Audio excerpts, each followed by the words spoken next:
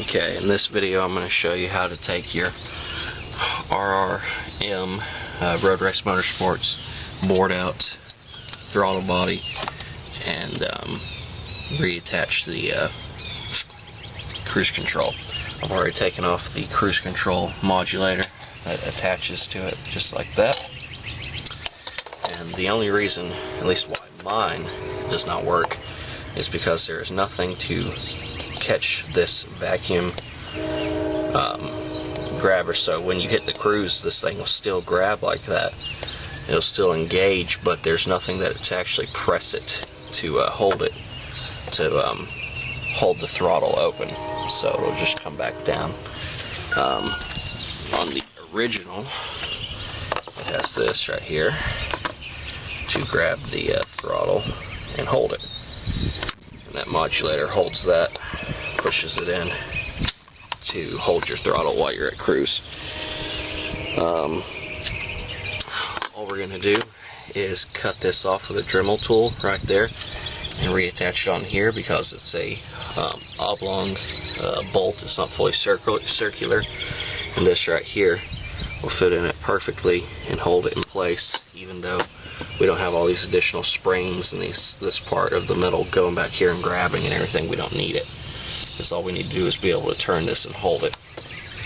And spring wise, this factory one's actually got a little more tension on it than the RRM, so it shouldn't be an issue.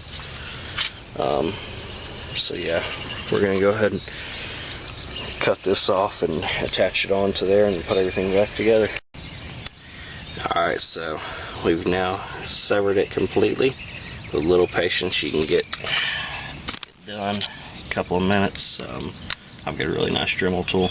I've already pulled this off. It took just a little prying, but it came right off.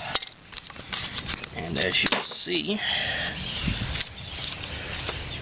you want it good and close cut like that, or even closer, because as you'll see, it won't fit otherwise.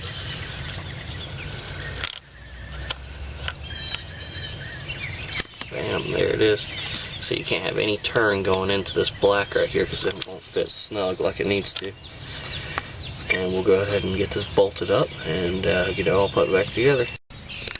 Alright, this project's a little more complicated than I thought it was. I mean, it's completely doable, but it's just a little more complicated.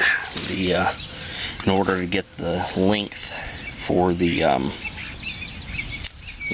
part that we're adding to the throttle body, we have to cut this bolt off with some kind of clean cut, so you can thread it into a bolt nut halfway.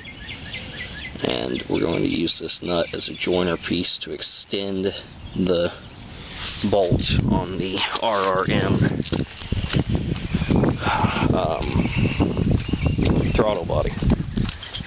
Obviously you want to try and get as many lock washers as you can in here. You want it to, idea is to have it hold tight, because you don't want it to come loose on you unexpectedly.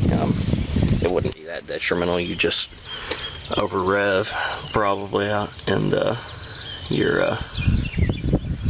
wouldn't over rev.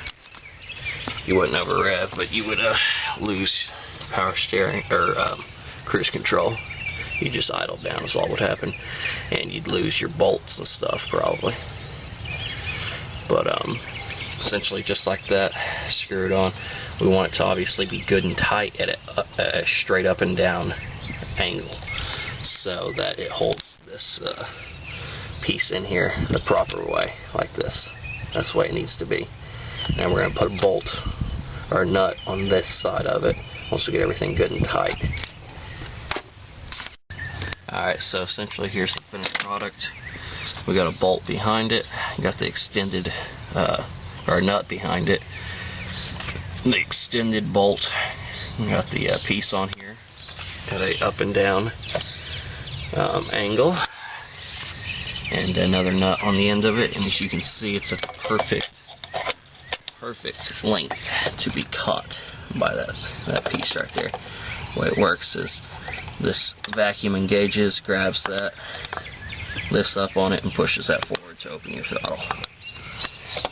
So now we're going to put everything back together, put the actuator, whatever the hell this thing's called, back on, bolt it down, put the vacuum line back on, put up the intake and everything, and it should be good to go.